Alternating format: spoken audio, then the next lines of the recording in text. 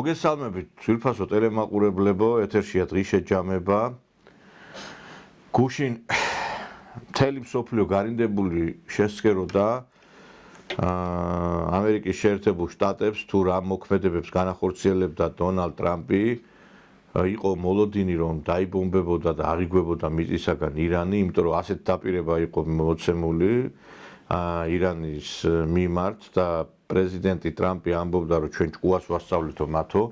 ისრაელის ტელევიზიაში წამზომი იყო ჩართული და ელოდებოდნენ იმ დღეს, როდესაც ისინი უკვე ღაზას სექტორის მსგავს გაიმეორებდნენ და იქ გაანადგურებდნენ ყველას ამერიკელების დახმარებით. דדליין, סופר, לאחור. אולי מופלטות בחדר הדיונים של המשא ומתן יזרזו קצת את העניינים. וואי, זה יכול להיות חיי שזה סמך פתרון. לבב אנוש, ברור. ואתם רואים כאן את ליאור ורוצלבסקי שחזרה אלינו כדי להגיש את המהדורה במשך 8 השעות הקרובות, כל הכבוד. მაგრამ მოხდა ის, რასაც პრინციპში ველოდით კიდევაც, იმიტომ რომ სადაც ამერიკა აწდება წინააღმდეგობას, იქ კურდღლებივით გარბიან. ეს მოხდა ავღანეთში, როდესაც ერთმანეთს ასწრებდნენ, ისე გარბოდნენ.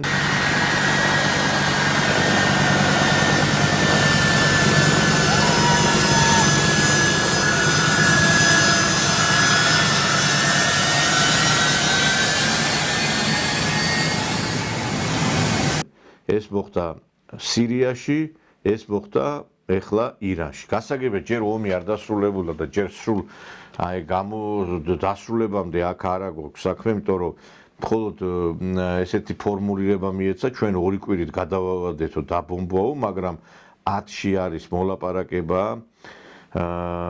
პაკისტანი ჩართული იყო ამ მოლაპარაკებებში, ჩინეთი, ანუ 10 აპრილს ირანი და ამერიკის შეერთებული შტატები იმსჯელებენ სამომავლო აი ამ ცეცხლის შეწყვეტასთან დაკავშირებულ სხვადასხვა აი ამ პუნქტებზე, როგორ არანაირად გამვითარდება პროცესები, მაგრამ დიდი ალბათობით შეიძლება იმის თქმას, რომ ვინაიდან დიდი წინააღმდეგობა არის ირანის მხრიდან, დიდი ალბათობით ფიქრობ, რომ ეს ომი შეჩერებული არის და არ განახდება, იმიტომ რომ კარგად ხვდება ამერიკის შეერთებული შტატები, რომ ირანი არ დათმობს პოზიციებს და თითეული ომიდან უფრო გაძლიერებული გამოდის ირანი. პირველი ომიდან, რომელიც იყო ისრაელსა და უშუალოდ ამ ირანს შორის, ეხლა უფრო გაძლიერებული გამოვიდა და კიდე თუ იქნება, კიდე უფრო გაძლიერებული გამოვა.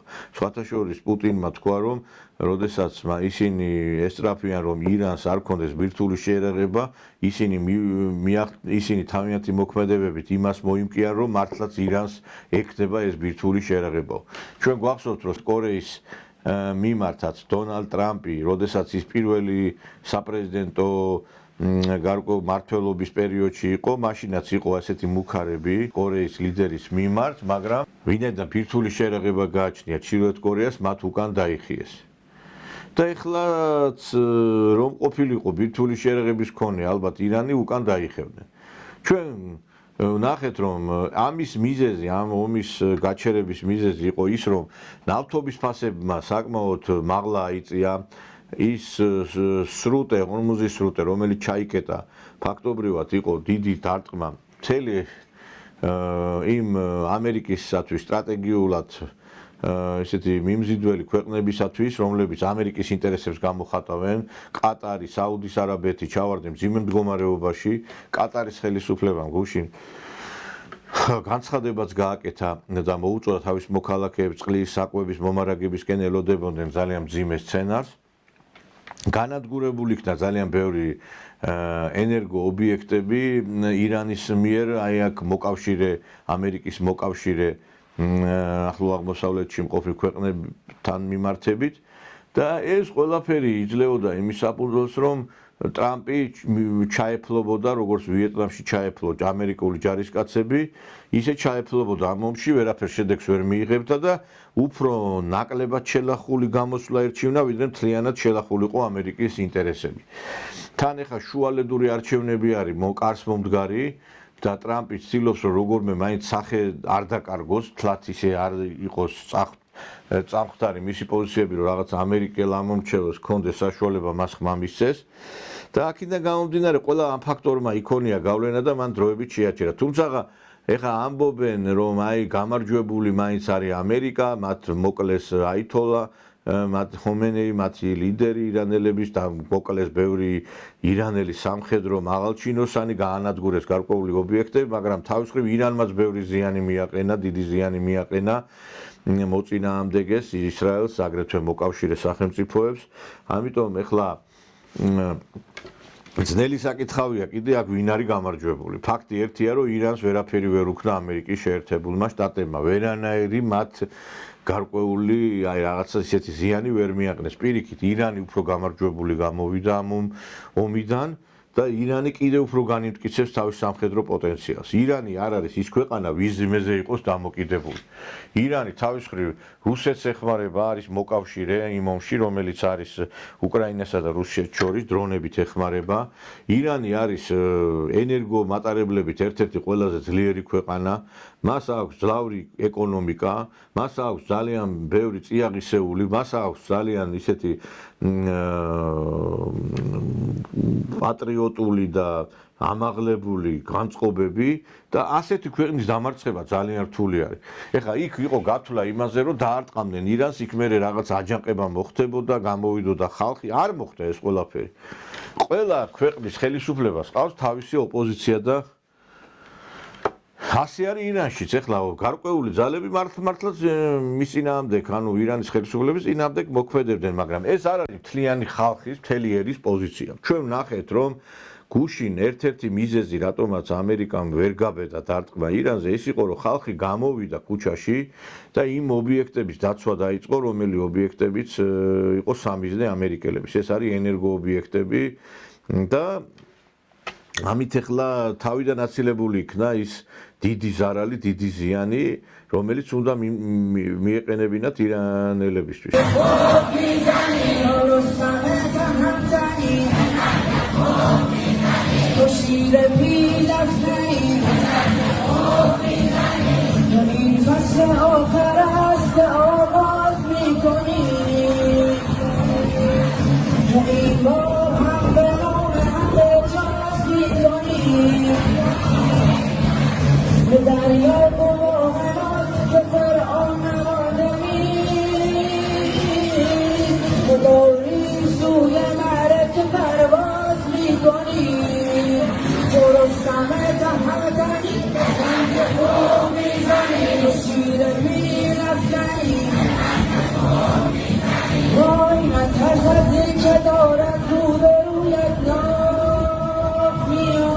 არ ვიცი, აი მართლაც გასაოცარია ამ ხალხის ასეთი თავგანწირვა, პატრიოტიზმი და ასეთი სულისკვეთება, რომ საკუთარ სიცოცხლეს წირავდნენ საკუთარ ქვეყანას. და ეს მთელმა მსოფლიომ ნახავ, სიმღერით, დროშების ფრიალით ეგებებოდნენ მტერს და იცოდნენ რა, რომ მათ თუ დაიბომბებოდა, ისინი რა თქმა უნდა მოკვდებოდნენ ქვეყნისათვის, მაგრამ ეს მათ გააკეთეს და საბოლოოდ შედეგსაც მიაღწიეს და ეხლა უფრო მეტად ამაღლებულ განწყობილებებზე არიან ისინი და მე მგონი რომ ვერ გაბედავს ამერიკის შეერთებული შტატები რომ კიდევ ერთხელ მიიტანოს იერიში ირანზე. რა თქმა უნდა ისინი იბრძოლებენ იმისათვის გააკეთებენ ყველაფერს რომ შეასუსტან ირანის ხელისუფლება, მაგრამ ესე სამხედრო ინტერვენციით ძალიან გაუჭირდებათ. ძალიან გაუჭირდებათ. თავის მხრივ ირანს ყავს მოკავშირეები ჩინეთისა და რუსეთის სახით. სხვათა შორის რუსეთმა ჩინეთმა დაბლოკეს ის გაეროში წინადადება, რომელიც გახსნას ითვალისწინებდა ხორმუზის სრუტის და ამიტომ მე ვფიქრობ, რომ დღეს, როდესაც ჩვენ აი ამ სოფლიო კატაკლიზმებისა და სოფლიო აი გეოპოლიტიკური რეალპოლიტიკის ცვლილებების მომსწრენი გავხდით, ფასახეზე არის ახლო აღმოსავლეთში ძლიერი მძლავრი ეკონომიკის მქონე, ძლიერი სამხედრო მანქანის შექმნის სიტყვილები ვართ. ირანი უფრო გაძლიერებული გამოდის და ირანი შეიძლება გახდეს ახლო აღმოსავლეთის ერთ-ერთი ლიდერი ქვეყანა. ვინმეს მოსწონს, არ მოსწონს, ეხლა ქართველი უტვინო ექსპერტების პოზიცია რომ აი ირანმა ადრე ჩვენ რა გვიქნა, ასე ჩვენ ძალიან ბევრმა ქვეყანამ რა გვიქნა და როგორ გაგვიკეთა, მაგრამ ნუ რეალური ცხოვრება სხვა არის. მაშინ ჩვენ არავისთან არ უნდა ვითანამშრომლოთ საერთოდ, იმიტომ რომ იმდენი ჩვენს მეზობლებმა ყველამ ხელი დაგვრია, ყველამ გაგვანადგურა, ყველამ მოხსპო და მაშინ უნდა ვიყოთ ესე იზოლაციაში. ესე პირველ რიგში. და მეორე, რა ვიცი, ბევრი მეგობრობას იჩემებს ჩვენსაც და რაღაცა ერთი ბოდიში და ტყვის ლულა, ტყვია წამალი არ მოუწოდებია ჩვენ რო გვიჭირდა იმ ომებში, რომელშიც საქართველოს ნამდვილად დიდი ზარალი განიცადა. ამიტომ ნახოთ დაველოდოთ 10-ში არის მოლაპარაკებები დანიშნული. თავის მხრივ ამერიკა ცდილობს რომ რაღაც გარკვეული წარმატებები ჰქონდეს სხვა მიმართულებითაც. JD Vance ჩავიდა ბუდაპეშტში და ღია მხარდაჭერა გამოუცხადა ორბანს.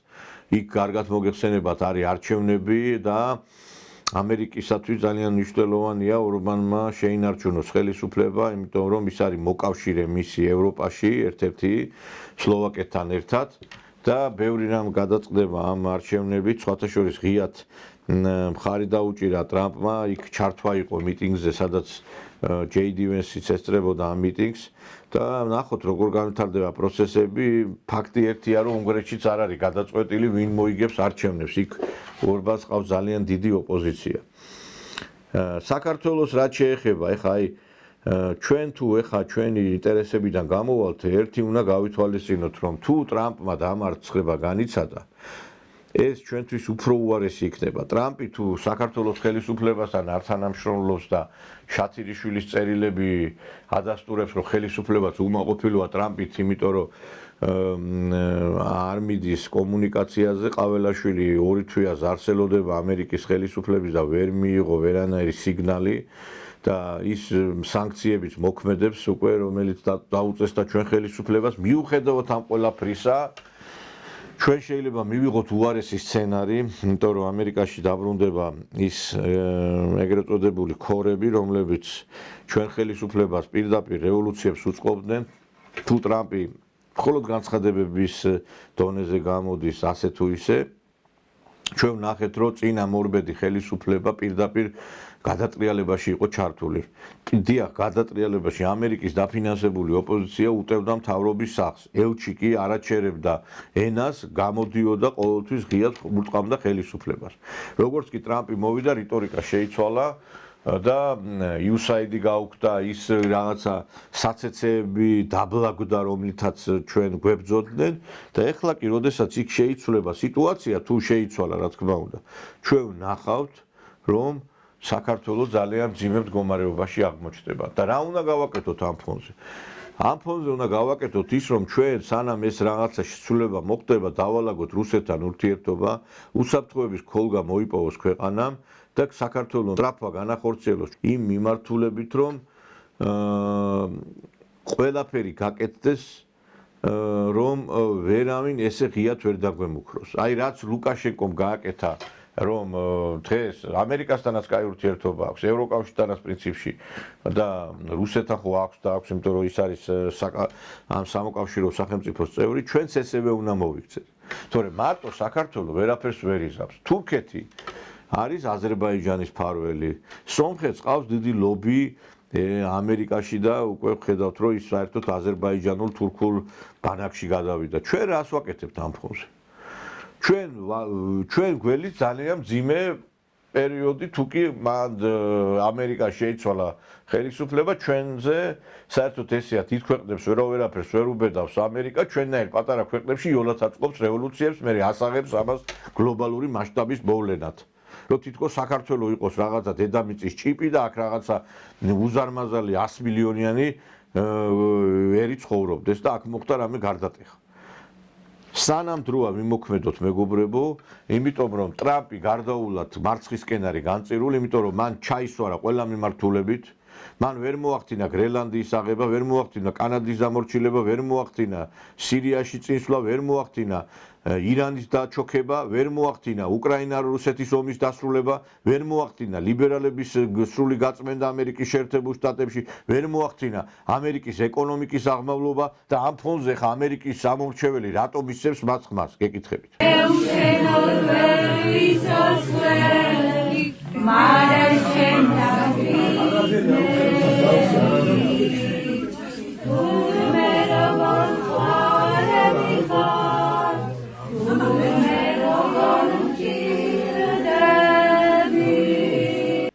თან როდესაც იქ 50-50-ია თითქმის მაშინაც აი მწირე პატარა უპირატესობით მოიგო არჩევნები, იმიტომ რომ ის ბაიდენიც უკვე ბოდიში და ძალიან ძიმე მდგომარეობაში იყო და აღანაც ხელი შეუწყო იმ ტრამპს რომ მოეგო ეს არჩევნები.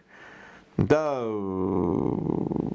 ხარის ის კონკურენტიც რომელიც რაღაცა ყავდა ტრამპს, ის არ იყო ის კონკურენტი რომელიც რაღაცა რეალურ წინააღმდეგობას გაუწევდა. ამიტომ მე ვფიქრობ, რომ სანამ დროა ჩვენ რაღაც ნაბიჯები უნდა გადავდგათ ჩვენი ეროვნული უსაფრთხოებიდან, ჩვენი ეროვნული იდენტობის დასაცავად და ეხა ეროვნული იდენტობაზე რო ჩამოდგა საუბარი, არ მინდა დამომჩეს და ნამდვილად ვერ გამოვტოვებ იმას, რაც გაუკეთა საკუთარ ქვეყანას და საკუთარ ერს იმდენ ბოროტებას არავინ სხვა არ გვიკეთებს, რამდენადაც ჩვენ უკეთებთ ჩვენ თავს. ესე იგი $1,000,000 ლარად პორნოგრაფიული სპექტაკლი დაგვიდგეს რუსთაველის სპექტაკლზე გააუპატიურეს შოთა რუსთაველის ვეფხისტყაოსანი, შოთა რუსთაველი მიწაში ტრიალებს ალბათ.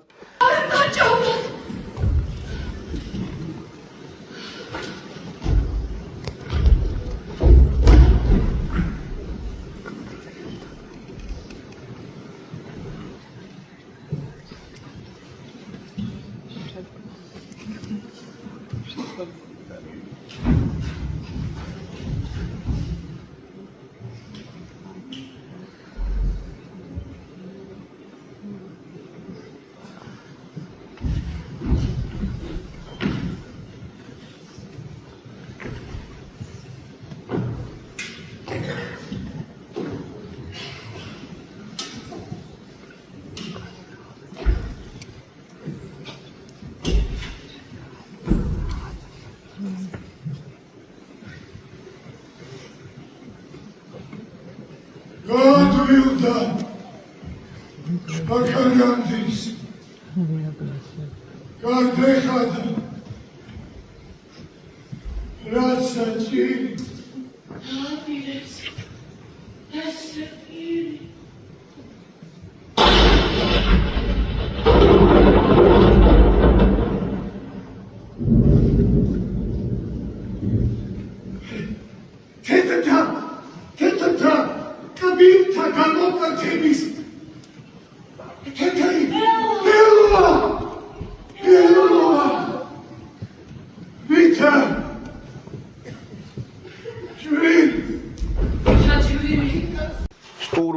სტურვამ ჩაიდინა ძალიან ისეთი საშინელი რამ და როდესაც ისწავა ამ ქვეყნიდან, როდესაც დადგება ეს დრო, არავინ არ არის გამოკიდული ცას, ხალხს ის ალბათ უფრო იმით ეხსომება ამ სპექტაკლით, ვიდრე კავკასიის ცარცის წრით. იმიტომ რომ ესეთი რამე საშინელება რუსთაველის სპექტაკლზე, რუსთაველის თეატრში არავის არ გაუკეთებია, გაშიშვლებული თინათინი და სრული რაღაცა პორნოგრაფია და რაღაცა გაუგონარი სცენარი, რაღაცა უსახური სპექტაკლი, უაზრო განათებაში მიმხელაფული აიღეს და 25 განათება აკეთებდა განათება, რაღაცა კატასტროფა ვიხილებ და მე მიკვირს ის ხალხი ტაშრო უკრავდა კიდე იქ იმ სპექტაკლზე. რას უკრავდით, რა ვიცი, სექსი და პორნოგრაფია თუ გინდა ჩართეთ სახში ისა რა ვიცი მე პორნო სტუდიები არსებობს და იმას უყურეთ ხალხო. თუ ასე დაგეშილი ხართ პორნოგრაფიის ყურებაზე. რუსთაველის თეატრის სცენა პორნოგრაფიის სცენად რატო უნდა ვაქციოთ, გეკითხებით ჩვენ. რა უბედურებაა ესა, ვერ გავიგე, ამ ხალხს, ამ კაცს ეხლა სექსუალური ვნებებს ვერ იკმაყოფილებს ასაკის გამო და ეხლა რაღაცა ბოდიში და ამითი რაღაცა თავისი ვნებების დამორჩილებას და საკუთარი ვნებების, ესე იგი, დაკმაყოფილებისთვის $1,000,000 ლარს უხდის თიკა რუხაძე?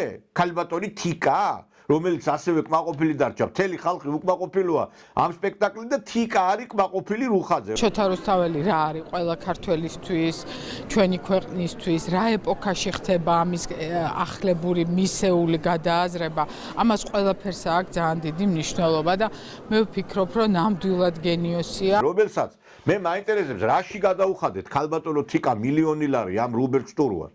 და როდესაც სცენაზე იდგმევა ხო არის რაღაცა სახელმწიფო ფულს რო აძლევს, კაცო, ხო უნდა შეამოწმოს რა დაიდგა ის სპექტაკლი, ხო უნდა გაეცნოს ამ ყველაფერს. იქნება რაღაცა ბოდიშ და სახელმწიფოს წინააღმდეგ იდგმევა და გადაედგა კიდევაც სახელმწიფოს წინააღმდეგ. ეხლა ზუგდიდის სცენაზე ხალხი ფალოსები პირში გარჭობილი დარბიან, გატიტულებული ხალხი დარბის ამ რუსთაველის სცენაზე და კონსტიტუცია ჩვენი ვეფხისტყაოსანი და ის გააუპატიურა ამ ხალხმა, გააუპატიურა. შოთა რუსთაველის ძეგლი მსოფლიოს ბევრ ქვეყანაში აქვს დადგმული და ვეფხისტყაოსანი არის დათარგმნი ყველა ქვეყანაში. მომავალმა თაობამ წიგნის დაჭერა რო ეზარება და ვეფხისტყაოსანი შეიძლება რაღაცა დამცხვარი გონიან კერძი, მივა ამ სპექტაკლზე და ესეთი წარმოდგენა შექმნება, თურმე ეს ყოფილა სიყვარულის, მეგობრობის, პატრიოტიზმის ძეგლი, რომელიც დადგა შოთა რუსთაველმა. ეს ყოფილა თურმე გახტილი ქალები და ისა რა ქვია რაღაცა გაუგონარი და გაუგებარი რაღაცა. არ ვიცი რა, მართლა კაც ამდენი სიგიჟის ნახვა ამ ქვეყანაში ერთბაშად შეუძლებელია, რომ ყველაფერი ასე ერთბაშად ვიხილოთ ჩვენ რა. ეს ეხლა არ არის ამის შემდგომ კულტურის მინისტრი როგორ უნდა იყოს პოსტზე გეკითხებით თქვენ, როდესაც მილიონ ლარს პორნოგრაფიის დაფინანსებაში ვიხდით ჩვენ. სახელმწიფო საქართველო, რომელიც ასეთი დევნილებს 20 ლარს მეც ვერ უხდით და მილიონი ლარი ამ ბოდიში და ბებერ მარაზმატიკს გადაუხადეთ იმაში, რომ პორნოგრაფია გაეკეთებინა იქა, კაცო. და ტაშს რო უკრავდით, ერთი რას უკრავდით, თქვენ ჰიპოტენტებო, თქვენ ახლა ტაშს იმას უკრავდით, რომ ვიღაცა ხმარობდა იქ ქალს იმაზე რუსთაველის სცენაზე. გაუგონარი რაღაცა არის, აი არ ვიცი, საშინელებები, ესე იგი საქართველოში სპექტაკლები იდგმევა უკვე ეროტიკულ პორნოგრაფიულ ჟანრში. ზოგჯერ მიკვირს, იცით, სულ ბოდიში და რაღაცა ლოგიკასთან ხო უნდა გქონდეს საქმე რა. რაღაცა ეროვნული რაღაცა ხო უნდა დავტოვოთ. იმან თამარ მეფეს გახადა ლაშა ბუღაძემ და გვახსოვს რა ამბები ატყდა ამის შესახებ. ამარ ბოდიში და თინათის გახადა. ხალხო, ვერ გავიგე, ამ სექსუალური მანიაკებს უნდა ჩავაბაროთ ჩვენი კულტურა, კაცო, ვერ გავიგე.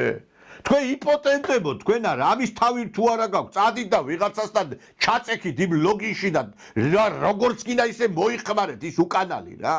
და გაანებეთ ამ ჩვენს სიწმინდეებს და ამ ჩვენს ეროვნულ იდენტობას. რა უბედურებაა ესა? შეიძლება კაცო მთელი ქვეყანა იქცეს საროსკიპოთ, დავით აღმაშენებლის ისა პროსპექტზე ბორდელებად იქცა მთელი ქვეყანა.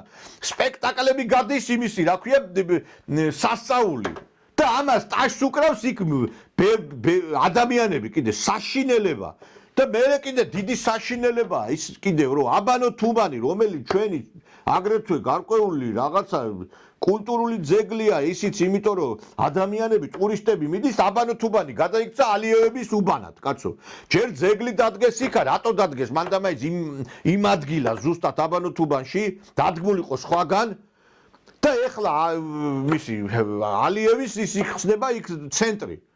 კაცო, ვერ გავიგე, სხვა ადგილას გაგეხსნა და მე ამ ძეგლებს რო უდგამთ ამ ალიევებს, რა დამსახურება აქვს? ამათმა რამე საქართველოსთვის სასიკეთო გააკეთეს?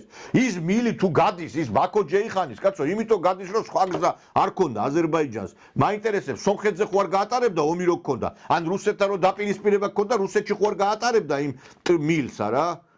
ერთმა გარეჯი წაგვართვა მეორემ იმაში ხერელებს შეუქმნა ძალიან ძიმე პირობები და ვერ ხვდები ამ ხალხს აზერბაიჯანელი ხალხის პატრიოტები არის ორივე მე ქართველი ხალხის მიმართ მათ არაფერი კარგი და სასიკეთო არ გაუკეთებიათ ნამდვილად კაცმა გარეჯი წაგვართვა ხერელებს გვიჩაგრავს იქ და ჩვენ აქ ჩვენ რაღაცა ისეთ ძალიან მნიშვნელოვან და კულტურულ ძეგლს როგორიც არის ეს ძველი თბილისი ესე იგი უცვლით არს რა ბარემ ამ სამებაში ადექით და იქ იმისი ნარიმანოვის ძეგლი დადგით კიდე ნარიმანოვი რომელიც აზერბაიჯანულ ჯარს მოუძღოდა საქართველოს წინააღმდეგ ძეგლი დაუდგით მარნეულში არ ვიცი რა სასწაულ ქვეყანაში ვცხოვრობთ რა ხუდია მორჩალოელი ზეგლი დაგედგათ სადმე ერთი მანახეთ ერთი თუ ინმე სისხლი და ხორცი გაგაჩნიათ ქართული შეიძლება კაცი რომელიც საქართველოში ერეკლე მეფესთან ერთად ბრძოლობდა იმისი ზეგლი დადგით რომ იმ აზერბაიჯანელმა იცოდეს რომ საქართველოსთვის თავს წირავდა ის აზერბაიჯანელი და არა ის ვინც ჩვენი ქვეყნის წინამდე მოდიოდა ნარიმანობის სახით აი როდემდე შეიძლება არ ვიცი როდემდე შეიძლება ჩვენ ვიყოთ აი ესეთი რაღაცა გაუგონარ სიგიჟეებში ვიცხოვროთ რა მე კიდე ერთხელ ვიმეორებ რა ჩვენი მეზობლები არიან აზერბაიჯანელები მე დიდ პატივს ვცემ მათ და ყოველთვის ჩვენ უნდა გქონდეს კეთილმეზობლური დამოკიდებულება ამისკენ მივისწრაფით მაგრამ თუ ქვეყანა ჩვენს მიმართ კეთილმეზობლურ ნაბიჯებს არ დგამს ჩვენს სიწმინდეებს იტაცებს ჩვენ რა თავს ვიგიჟებთ ვერ ხვდები კაც გარეჯი არ დაუბრუნებია და ისე ვიღებთ თითქოს ამ კაცმა დიდი საქართველოსთვის კარგი ნაბიჯები გადადგა რატო ვერ ხვდები კითხვა ისმის რა კითხვა არ დასმულა გარეჯთან დაკავშირებით რა და როგორ ვერ გავიგე ამ ეკლესიაში რომ დადგებით და ლოცულობთ და რაღაცა ქართულ ეკლესიაზე და პატრიარქზე და სიწმინდეებზე ლაპარაკობთ თქვენთვის ეს 6000 გარეჯელი არ არსებობს ის გარეჯის სიწმინდეები არ არსებობს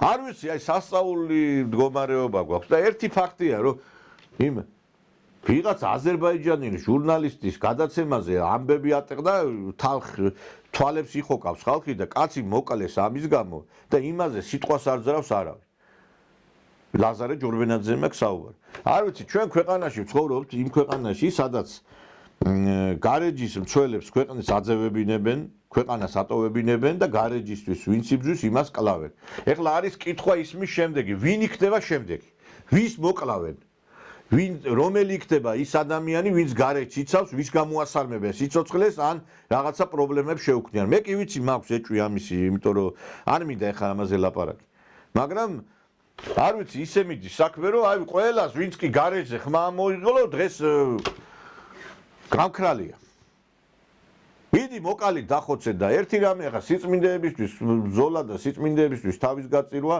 ეს ნამდვილად არის თითეული პატრიოტი ადამიანის დიდი სურვილი და მე ბოდიში მცხვენია იმ ვაი პატრიოტი და მოკონსერვატორო ადამიანების რომლებმაც აი ლაზარე ჯორბენაძეზე ხმა არ მოიღეს და დავით გარეჯს მხოლოდ ფასონად რაღაცა იტყვიან იმიტომ რომ ეს საზოგადოების დაკვეთა არის რა აი რაღაცა ბოდიში იმაში რაღაცა ქულარო ჩაეწეროს რაღაცა რა როგორ კაცი მოკლეს და სამ დღეში დაასაფლავეს კიდე ესე იგი ლაზარე ჯორბენაძე რომელიც მოკლული არის ლაზარე შაბათს რომელიც ესე იგი კაცი არაფერი საპრობლემო არ ქონდა თქონება ქონდაავლადიდება ქონდა ინტერვიუებს იძლეოდა ყველა დღე და ადგა და თავისი ესე იგი